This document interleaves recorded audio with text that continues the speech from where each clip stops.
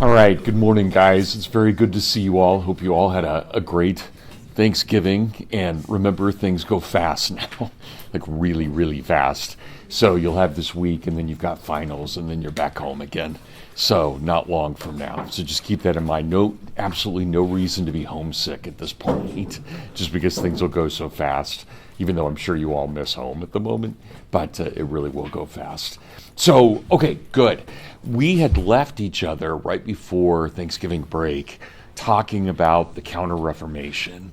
And I want to go over that a little bit more, talk about some of the details in what we see in the Counter Reformation.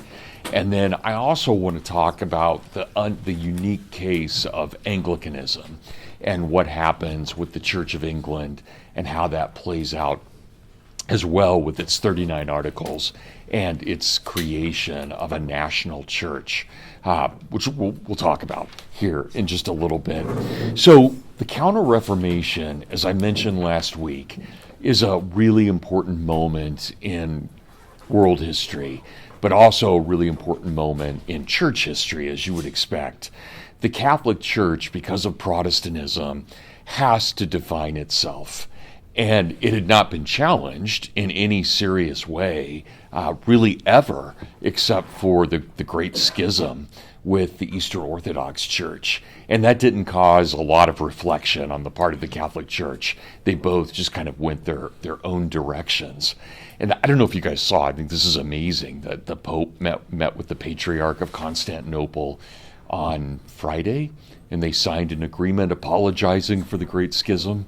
It's a big deal on the 1700th anniversary of the Council of Nicaea. So pretty amazing, actually, and we'll see what comes of that.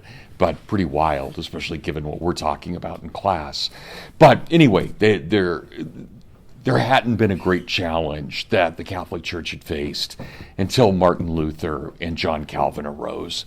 And so they do make the Catholic Church question itself. And here's what I would say that I think is really important about the Counter-Reformation. It defines what modern Catholicism is. Not that there hadn't been the Catholic faith before that, don't get me wrong. But again, so many questions that the Catholic Church never would have asked about the nature of faith or of salvation. All of that really comes about because Protestants asked these questions for the first time. And so the Catholic Church not only really defines what it is and also what it's not, but it also really cleans up its act. And so what it does, which is really quite amazing, is it makes sure that every priest who comes into the church has to have a really basic, what we would call college education. That is, they actually have to be trained. They can't just be people off the street who are acting as priests, but they have to be highly educated. And that was a big deal because a lot of the priests up to that point were ignorant or they were illiterate. And so this changes that pretty dramatically. And the most important of all the new orders that arise are the Jesuits. And that's short for Society of Jesus. They arise mostly by a guy, well, not mostly, completely, by a guy named Ignatius of Loyola. But what I was going to say is they mostly arise in opposition to the Muslims. But once Protestantism arises, they really take on opposition to the Protestants. And I don't even know how to explain this without sounding like I'm exaggerating to the nth degree. The Jesuits were so well trained, and I'll just give you a couple of examples of what happens with the Jesuits. You cannot be a Jesuit priest unless you have a PhD, or then the equivalent of a PhD. And you always had to study theology and philosophy and then something else, engineering or architecture or whatever it may be. And so these guys, and again, I'm not exaggerating, they are absolutely the shock troops of the Counter Reformation.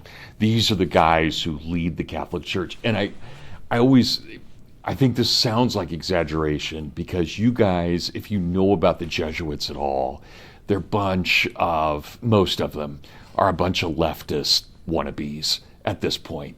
And they're nothing like what they were when they were founded. And that all dramatically changed in the 1960s with Vatican II. There were 30,000 Jesuit priests before Vatican II. There were 3,000 after Vatican II. 27,000 priests left the order because they were so disgusted by what happened with Vatican II and the changes to Catholicism in the 60s. But here's what matters for the Jesuits. Their goal, when they were really at their height, their goal was to go into any community and basically absorb what that community was. And so, I'll give you a couple of examples here. One of my favorite guys in history, you don't need to know his name, but if you're interested, his name is Jean-Pierre de Smet. And he's a Jesuit who comes over to America in the 19th century, becomes best friends with Sitting Bull. He and Sitting Bull have a great relationship. But this was, Just a quick question. Is that where De Smet, South Dakota? It's definitely that's where De Smet, there are De Smets in almost every Western state, and they're all named after Father De Smet, definitely. So Father De Smet, what he would do, he didn't like traveling with companions. He liked traveling alone. And so he would get on his horse, and all he would carry with him. He was wearing his black robe, and everybody called him Black Robe. That was his name. And he would wear his black robes. And if you guys, I know I'm dating myself. Have you ever seen the movie The Matrix? Okay, the second Matrix movie. Okay, in the second Matrix movie, Neo wears a Jesuit robe. It's what he's wearing is exactly what the Jesuits would have worn in the early period of Jesuit history. And so the Jesuits are trained not only philosophically, linguistically, but they're also trained in a kind of martial arts. And so they're supposed to be able to defend themselves, but they're also trained to accept martyrdom. And so this becomes a crucial part of the Jesuit ethos, that you accept martyrdom. And so Father De Smet, in the 19th century, what he would do, he would ride on his horse, he would have only his black robes, and he would carry his Bible and his breviary, so his prayer book, and no weapons. And then he would always have with him, he had this huge, massive flag of the Virgin Mary that he would fly. And so he'd just ride across the plains, and the Indians didn't know what to make of him. I mean, they loved this guy, and whenever he would come into an Indian camp, he would, without complaining, he would eat whatever the Indians are eating. He would take on their language. He would go on a hunt with them. And so we know there were days, and if you guys are Protestants, this is going to just make you cringe, but there were days when De Smet would baptize up to 1,000 Indians. He would just line up and he would just baptize them, each one. And again, that's crazy. I mean, it's wild, but just an amazing figure overall. And that's what the Jesuits were really like. They really were supermen in absolutely the best and yet most humble sense in what they were doing. I have to tell you one other story because it's Michigan based. The first guy into Michigan, the first Jesuit who came in, and I hope you guys know this. I know we all have this kind of nice view of the American Indians, that they lived in harmony and so forth, and they basically ate each other. And so the people in this region were very cannibalistic. And when this guy's name is Brebeuf, I'm pronouncing it horribly, I'm sure, because it's French and I can't pronounce French, but he comes in and he comes into Michigan, and they're intrigued. There's this guy alone in his black robes. He's white. He's got a beard. Indians don't have facial hair, so they've never seen anything like this before. Never seen a white man. And so they're interested in this guy. And one of the things that an Indian would always do if they respected you is they would offer you the sexual services of the wives. And of course, Brebeuf can't do that. And so he turns it down right away. And so they think, well, this isn't a man, he's a demon, right? Only a demon would pass up sex. And so they kill him. But what they do by killing him, and this is horrific, they lay him down on a table and they start with his toes and they start cutting him up all the way up his body until he bleeds out. And what they want to do, this is part of the Indian ritual, they want him to scream, because if he screams, he loses his soul, and they can capture his soul then, and they can get his power. So they want him to scream, and he doesn't. He never does. The whole time that they're literally cutting him into pieces, he just keeps telling them, you have to accept Jesus. You have to accept Jesus. You have to accept Jesus. And so they kill him. He's dead. But the next Jesuit who comes in, all the Indians are totally respectful. It's like, yeah, we want to know what these guys are doing. And so they're the most effective missionaries by far among the American Indians of all religious groups. Just incredible. So again, that's what I want you guys to know. These are not wimps at all. These guys are as manly as they come in what they're doing. And so, imagine if they had turned that kind of training on Islam, how different that might have been. But they turned it on the Protestants and in fights with the Protestants. So to this day, well, probably not to this day, but even when I was a kid, like if I said something about a Jesuit to a Protestant, they just cringe. The Jesuit's like the boogeyman for the Protestants. Not anymore. Sorry guys, I hope you don't mind all these stories. I have to tell you one other. My favorite professor at Notre Dame was a guy named Father Marvin O'Connell. He had an amazing voice. He was just incredible in every way. I loved him. He's gone now. He passed away about 10 years ago. I just thought the absolute world of him. And he was not a Notre Dame priest. He was a priest from the Diocese of Minneapolis, Minnesota. And he was so good as a historian, again, the best I've ever met. He was so good that Notre Dame hired him, even though he should have been a parish priest. But he loved telling us these stories because his Catholic church in Minneapolis was right across the street from a Baptist church. And Catholic Mass started at 10:30, but the Baptist service started at 10.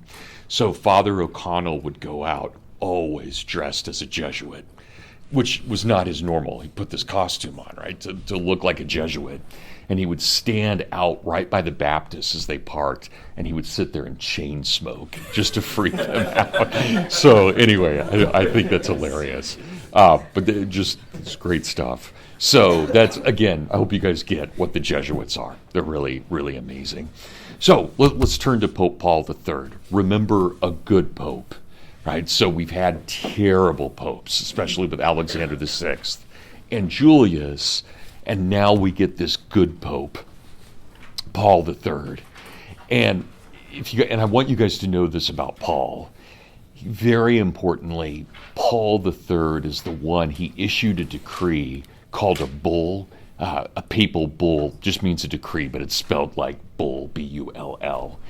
And he issued a papal bull in 1537 in which he said that all Indians are men capable of salvation and eternal life.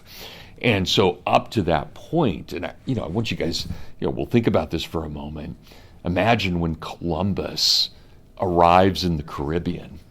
So 1492, October of 1492, he arrives in the Caribbean.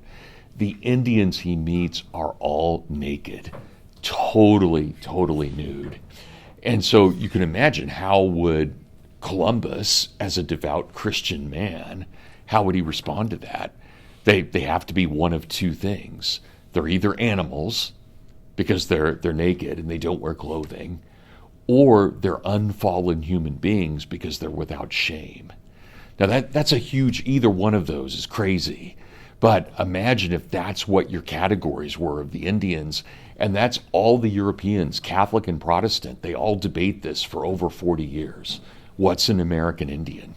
Because they've never encountered anything. It would be like us encountering a Martian. We just would not know how to deal with that. How do we categorize them? And so that's what they're doing with the American Indian. And finally, it's Paul III who says, enough. They're just men. Right? They're not unfallen and they're not animals. They're men like everybody else. And it doesn't mean that everybody treats the Indians well after that. That would be a nice fantasy. But it does mean that the debate's over. And even the Protestants accept Paul's decision at that point. So pretty powerful. So again, it's what I want you guys to know about Paul. He's amazing. But think about what we read last week, right before we went on our Thanksgiving break. Paul tells us that what is Europe? It is the Christian Republic. It is the Christian Republic. And so what does this mean? It means that we are at civil war in the Reformation. The Republic is at civil war. And who's going to take advantage of that? Of course, the Muslims. They are not going to sit back and wait for us to figure these things out. They're going to take full advantage of all of this schism within the Western Church. And they are going to attack like mad in every way that they can. And so, without exaggeration, again, from roughly the opening days of the Reformation all the way until 1683, the Muslims are just constantly barraging Western Europe, just attacking, trying to get every inch possible. And remember, they had already gotten Constantinople in 1453. That had been the great gate that had stopped Islam from coming. Now it's Vienna. Vienna becomes the great gate and the point of siege. So the Muslims concentrate all of their efforts trying to take Vienna. And they do it for over 100 years. They're fighting. And you guys remember what we talked about. You suddenly, at the last moment, when it looks like Vienna is going to surrender, Jan Sobieski shows up. Right? One of the coolest moments in history. And that, you guys, again, think about Gandalf showing up at the two towers at Helm's Deep. That is absolutely a Sobieski moment, right? Everything looks done. And even the rite of the Rohirrim later on is very much a Sobieski moment for Tolkien. So that's incredible what happens. And then the Muslims don't fight us again until September 11th of 2001. So it's a massive moment in world history. But my point here is that Paul is not wrong. All right, this is a civil war. Whatever we want to think of it today, it is a civil war. And the Muslims are going to take advantage of that. But there's one other thing I want you guys to recognize, and I think this is so important. Paul apologizes for what the Catholic Church has done. In other words, he takes the blame for all of this. And that's incredible that he would do that. So he's not blaming Luther, he's not blaming Calvin, he's blaming the Catholic Church. So automatically there's an apology in all of that for what has happened here, and that the Catholic Church had failed in keeping things, that is, keeping guardianship over the Western Church. So I think we could agree or disagree with Paul, but it's magnanimous on his part that he would do that. Okay, so what do we learn then? Let's just break down the Council of Trent. Okay, right away, right, we see a couple of things in the Council of Trent. So look what we find. Let's just go through it systematically. Right, not surprisingly, on page 623, we get the Nicene Creed restated. And of course, every ecumenical council does this, but it's a little bit more complicated than the Nicene Creed. It's got more details in it, but it's basically a repeat of the Nicene Creed. And then number two, imagine this is 1546. So we're now essentially 1,500 years into the history of Christianity. For the first time ever, a council has decided what is Scripture and what is not. Now, that is amazing in and of itself, that we go 1,500 years without that ever being defined. Now, this is only defined for the Catholics, and they actually adopt the same thing for the most part that the Eastern Orthodox had also taken. But remember, it's different than what the Protestants choose. But, and I've told you guys this would be my third time, I think, in this semester telling you this. Don't get worked up about that. I think it's very easy for us because we see the Catholics have a different Old Testament from the Protestants that we can throw condemnations around. It's all historical accident that we have that.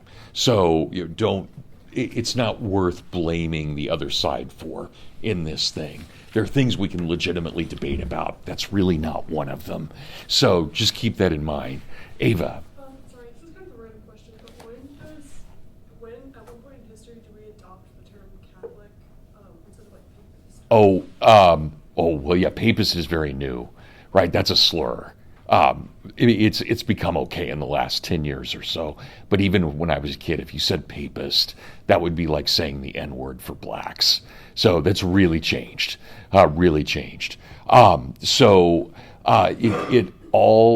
Catholic, the earliest, as far as I know, the earliest instance of saying Catholic was about 150 AD. It was, remember when I read to you that description of the Mass by Justin Martyr? So he, as far as I know, is the first person to use that term. And remember, Catholic only means universal, right? So, well, yeah, when probably, Ava, I'd have to look this up, but I would guess sometime in the 400s when it meant specifically the Western Church. But I'm not sure. Yeah, I'd have to look that up, Ava. At the time of the Reformation, it is like Catholics. Oh, yeah. Yeah. It's perfectly fine to say Catholics and Protestants at this point. And this is another thing that's weird. Catholics don't make up the term Protestant. Protestants do that because there's a fight between two groups of Protestants, and so they call one Protestant, and then it catches for everybody who's not Catholic or Orthodox. But it wasn't a slur originally. But to say something like, and this is so odd to us, to have called someone a Lutheran would have been a slur, because you're basically saying their church is based on a figure, not on Jesus Christ. Now we're all fine with that. If we say someone's a Lutheran, it's no big deal. But at the time, you could actually be put to death for saying things like that. So, yeah. Okay, good. Anybody else on this? Thanks, Ava. This is great. Okay, so we get canon defined. Now, here's where I want to spend just a little bit of time. And I'll probably ask something about this on your final. And I'll get you guys the study guide in the next couple of days. So look for that in your email. But look to the bottom of page 624. And I do want you guys to work on this. I want you to know it. It's hard. It's really hard. But I want you to know it. I want you to know concerning justification. Because remember, this is not an issue that Catholics would have brought up before Luther. But now that Luther has asked it, the Catholics are going to dive right in and try and answer this as clearly as they can. And this is important. This is at the bottom of 624, right? This is as important for Catholics as it is for Protestants. Because I'll say this, and I think this will be clear once you guys read this. I, all my life, have heard bad Catholics tell me I can be saved by my good works. They are dead wrong. There is nothing in Catholicism that says you were saved by your good works or by being a good person. You are only saved by God's grace and nothing else. Now, how God's grace plays out could be through good works or it could be through faith, but you don't instigate that from a Catholic perspective. It's God who instigates that, and in particular, it's the Holy Spirit who instigates that. So this decree concerning justification, and here, okay, I also have to tell you, I'm sorry, you guys, if I'm being all over the place, I apologize. I'm just excited to see you guys again. So I had a great break, don't get me wrong, but it's fun to be back in the classroom. Okay, this is what happens in the councils. The councils issue what are called canons, and then they issue what are called decrees. And what matters for us are the decrees. So what a canon is an argument. So let me just give you an example. We know, and I'll say this from a Catholic perspective, we know that we are predestined to heaven. We know we have free will. Both of those things are true, but they're contradictory. And so a canon, if I list a canon basically says, all right, everybody at the Council of Nicaea, throw your argument out. Everybody throws their argument out. And then they debate, and when they've all agreed on something, they make it a decree. So and I bring this up because I've gotten on anti-Catholic websites before where they'll say things like, well, Canon 42 of the Council of Trent says this. Yeah, it does. Doesn't mean anything. It's just an argument. It's only the decrees that matter. So does that make sense for everyone? So keep that in mind. Canon is the Latin term for dogma. That's the Greek word, and Greek dogma means a little truth, a good little truth. So canons are little truths, but decrees are greater truths. So, and again, that's how we would balance predestination and free will. Contradictions, but somehow they're both true. They're both right. Okay, so look at this bottom of page 624, line 29. It is furthermore declared that in adults, the beginning of that justification, right? Are you justified in the sight of God? Are you made holy in the sight of God? Of that justification must proceed from the predisposing grace of God, that is through Jesus Christ, that is from his vocation, whereby without any merits on their part, they are called. So there's nothing that we do that allows any kind of entrance of God into us without God having already given it to us. So even when God calls me and I say yes, my yes is a gift of grace from God. Right? That's very complicated. And I want you guys to recognize that. I also want you to get this, especially for my Lutherans in the room. This doesn't sound much different than Luther. In fact, it sounds almost word for word identical to what Luther had argued. Okay, so what do we have? That they are called. That they who by sin have been cut off from God may be disposed through his quickening and helping grace to convert, right, to turn themselves to their own justification by freely assenting to and cooperating with that grace. So that while God touches the heart of man through the illumination of the Holy Ghost, man himself neither does absolutely nothing while receiving that inspiration, since he can also reject it, nor yet is he able by his own free will and without the grace of God to move himself to justice in his sight. Hence, when it is said in the sacred writings, "Turn to me and I will turn to you," you are reminded of our liberty.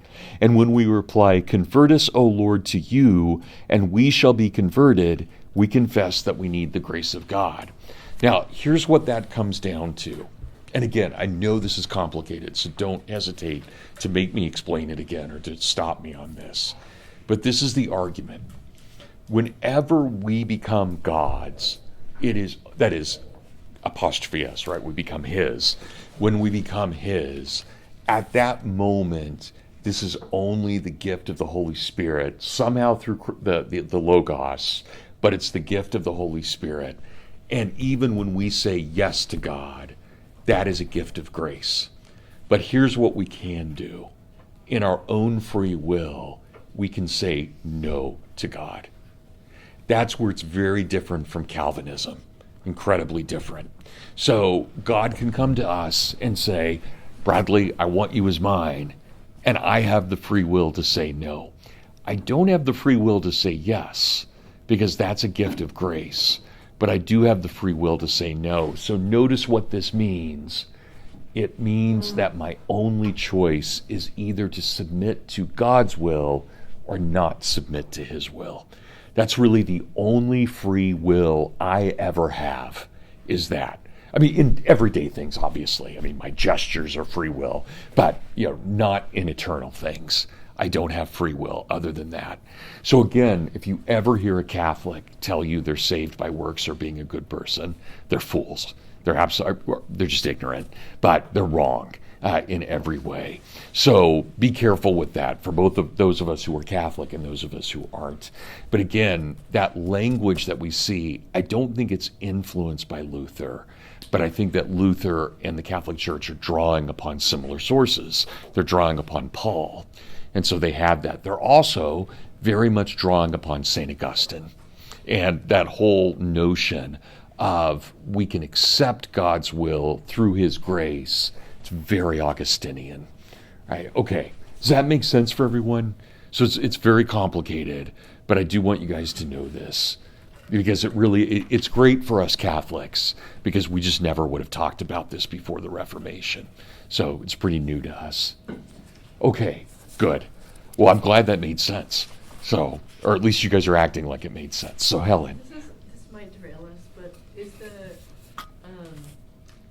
the Catholic position, is it single predestination? Yes. Double We wouldn't use that term, but it is. So there are people like Mary and Stephen Right. who are automatically there for whatever reason. God made them for heaven. I mean, we're all made for heaven. Nobody's made for hell, but some of us through our own choice won't make it. And that, you guys remember, and this is, I think Dante had this right. All the people who committed sins in purgatory committed the same sins that they committed in hell. But when you meet the people in hell, they justify their sins. When you meet the people in purgatory, they apologize for them. So I think that's part of that grace and that idea of what's going on. So the people, if you go to hell, you have chosen hell. You have chosen it by your actions and by, Paul. And then Drew. So with regards to the difference between, because Luther's view does hold some difference from Catholic. It is, yep. So I have heard that the main difference laid in that Luther would say that you are declared righteous, whereas the Catholics would say that you are made righteous. Is that true? And I don't know. I don't know, Paul. I'm sorry. I mean, does somebody want to answer that if they, especially, go ahead, We Helen. were talking about this in theology class like last week. This is like the difference between like imputed and infused righteousness, where like I know for sure Calvinist and I think also Lutheran is like basically you're justified instantly at the moment of your salvation, and like that status doesn't ever waver or change at all, whereas like you're infused. The Catholic view, I believe, was that like you're infused with God's grace to perform good works, and like you could fall out of that. Yeah. And end up spending more time in purgatory because you weren't, always We Catholics definitely don't believe that, but Protestants do, right? So that would be a huge difference. Yeah, because we can fall out of that from the Catholic perspective. So does that help, Paul? Does that help? Okay, good. Drew? Are canons and decrees both considered infallible authority? No. Oh, the decrees are, but not the canons. The canons are just an argument. So are the canons more opposed to like a Protestant doctrine, and the decrees are similar, or are they both? No, it would have nothing to do with it. So again, there are I think 21 of us in the room. If we each made an argument right now, that would just be we're each stating a canon. Does the Catholic Church believe that the canons are true though? Or are they just there? Like, as you said, it's not valid for a Protestant to point to. No, it would be only the decrees that you could really argue about. So the canons are statements, but they're not necessarily fully true. So there could be debate within the Catholic Church about canons? Oh yeah, absolutely. Like, Yeah. the difference between like a remark of a public figure versus like a official public statement that they're doing. Right.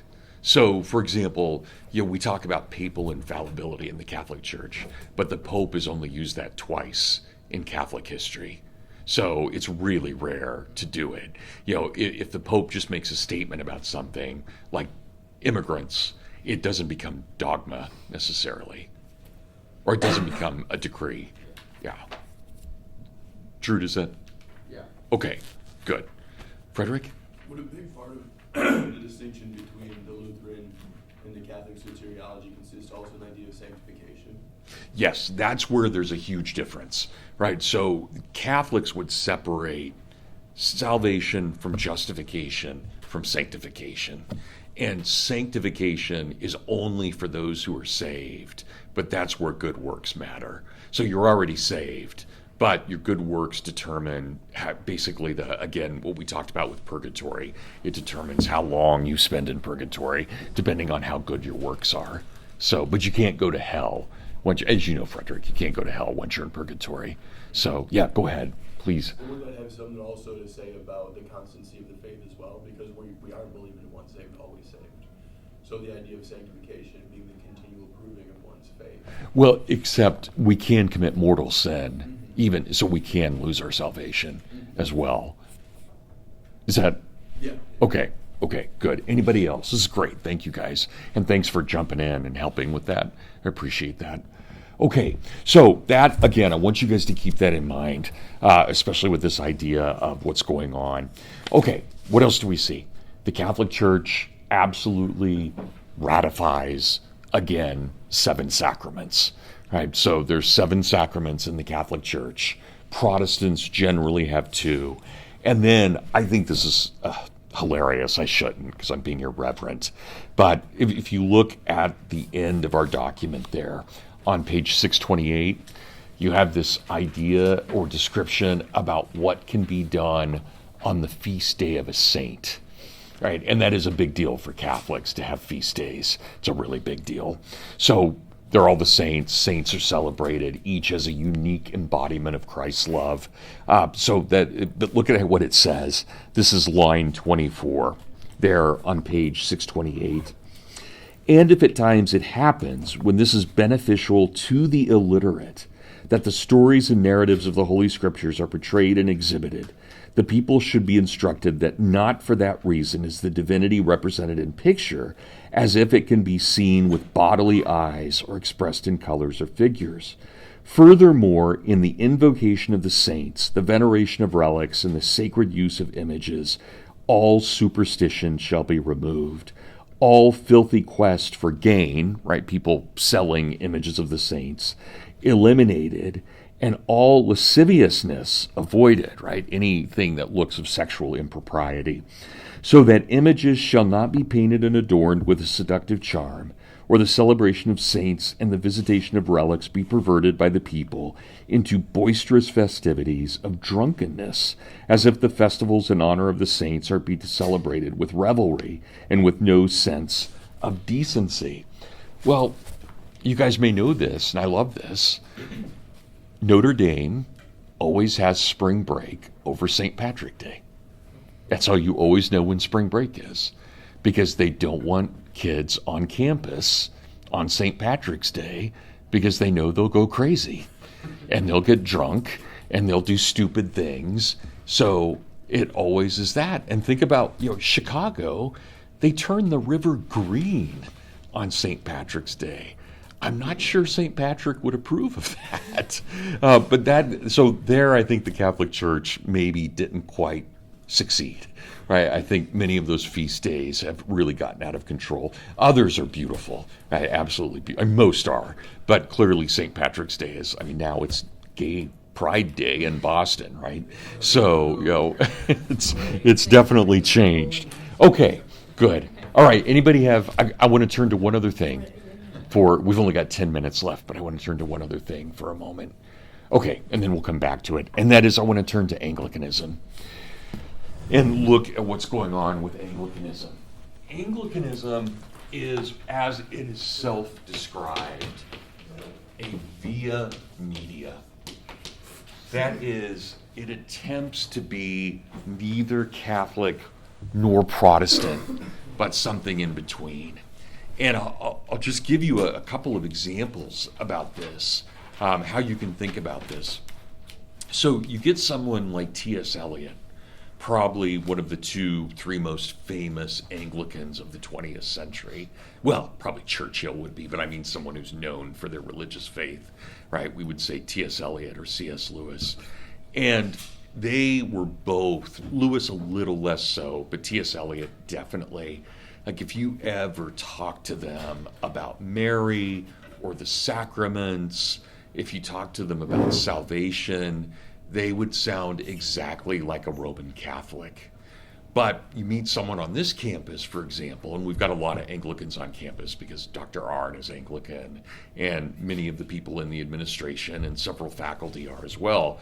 But if you meet someone like my very close friend, Dr. Miles Smith, today's his birthday, but if you guys have met Dr. Smith, he is adamant that his Anglicanism is utterly Protestant and not Catholic in the least. And both of those positions within the Anglican Church are totally acceptable. So that's why it's the via media. And, I'll give you an example here. If you guys had a chance, I don't think I signed it, but if you look at the 39 articles, which are the definitive statements of the Anglicans, they say things like this, that purgatory is a vain conceit. But at the end of every Anglican service, you always pray for the dead. It's the last thing you do in an Anglican service. Well, clearly you would never pray for the dead if they're in heaven or hell. There's nothing to pray for. You only pray for the dead if there's a purgatory. And that's very Anglican, that they would have a doctrine that says one thing, but a practice that would be a different thing. And we see that a lot in the 39 articles. So it also says there are only 2 sacraments.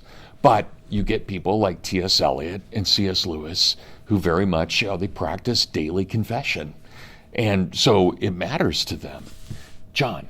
Do they give an explanation? I mean, surely some Catholic and Protestant has mentioned, confronted again over why they pray for the dead, right? They give a reason for that. Yeah. So part of it's the tradition that they do it, and they've always done it, so they keep doing it. But otherwise, I don't know exactly how they would defend it. And maybe they would defend it in a way that I don't understand at all. Maybe there's something to that defense that maybe has nothing to do with purgatory. But I don't see what it is. Me as Brad, I have a hard time seeing what else it could be if we're praying for the dead. So that would be part of it. Good, yeah. I mean, Kaylin. Orthodox pray for the dead, but they reject purgatory as well. But they have something in which we're asleep for a long time, and there are changes, right? So it's not purgatory, but it's more closely related to purgatory than not. It's my understanding in the way that they. Anglican view be the same? Well, okay. Now this is really interesting. Think about this: the Anglican Church is a national church, like the Orthodox churches are national churches. So in that, there's definitely a kind of synthesis between the Anglican and the Orthodox communion, ecclesiastically, that's different than the Catholic Church as well. So yeah, Kaylin, I don't know. I think it's a great question, but I don't know the answer to that. Okay, so here's what I want to state, and I think is really important. And so I hope you guys, I just want to be really clear about this. I have great respect for the Anglican Church. So don't take this as me trying to knock it down. But I do have questions about its origins. And I think those questions I think there's a lot going on in it. So look on page 629 there. 629, we have this very interesting moment in church history. And I have to give you the background to this. But here in 1534, on 629, we have Henry VIII declaring himself the sovereign over the Church of England. And this is done through Parliament. But I hope you guys, and this should just immediately set off alarm bells, this is the first time the Magna Carta has been ignored and overturned. Right? This is an absolute violation of the Magna Carta. The idea that the king would be the head of the church is exactly what the Magna Carta said could not happen. All right, so what happens here? And this, again, we've only got a few minutes, but let me try and explain this. When we get to about 1500, so the year 1500, Catholicism in England is absolutely thriving. It is, of all the areas in Europe, probably the most successful. They are having, this is the Renaissance for England, so it's just hit. You have people and names that I would like you guys to know. Sir Thomas More, very importantly, the most important figure of his generation. The second most important figure is Erasmus. The third most important figure is St. John Fisher, who's the head of Cambridge. You just got this incredible group of men, and they all love Henry VIII, who is their friend.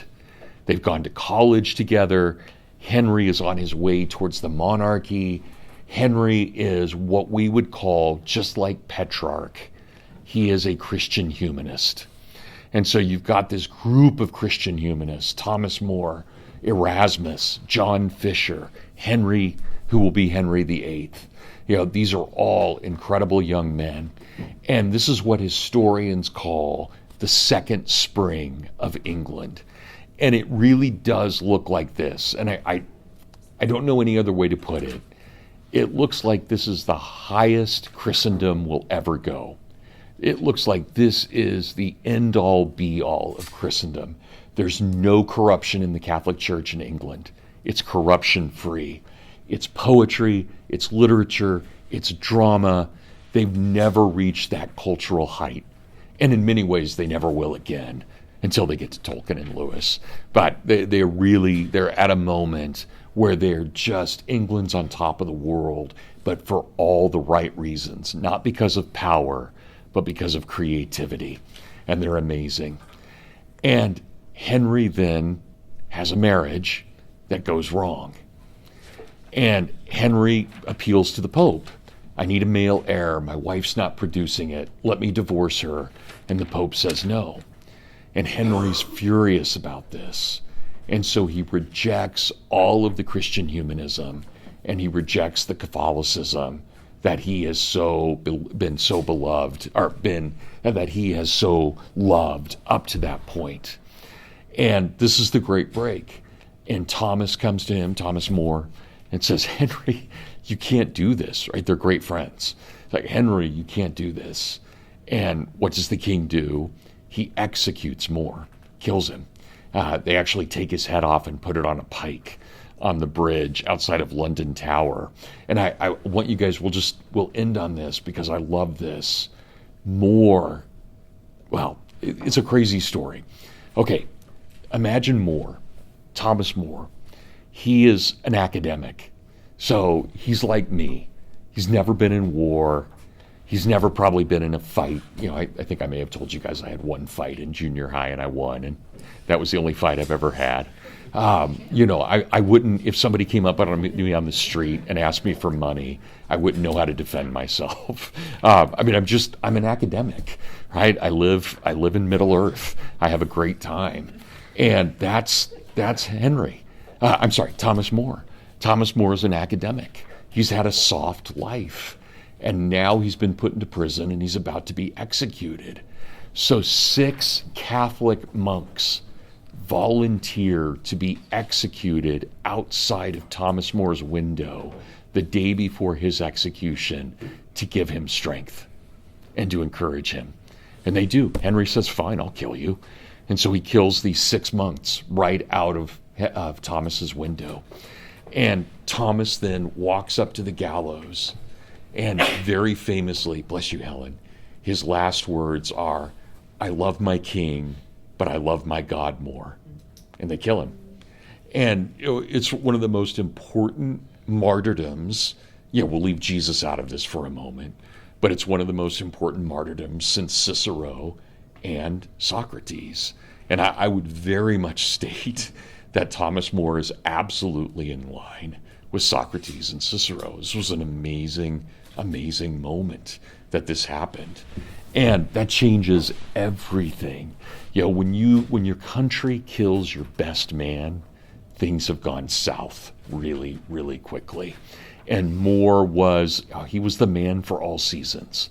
He was the ultimate Stoic Christian poet, philosopher of his day. He was the conscience of England, and they kill him.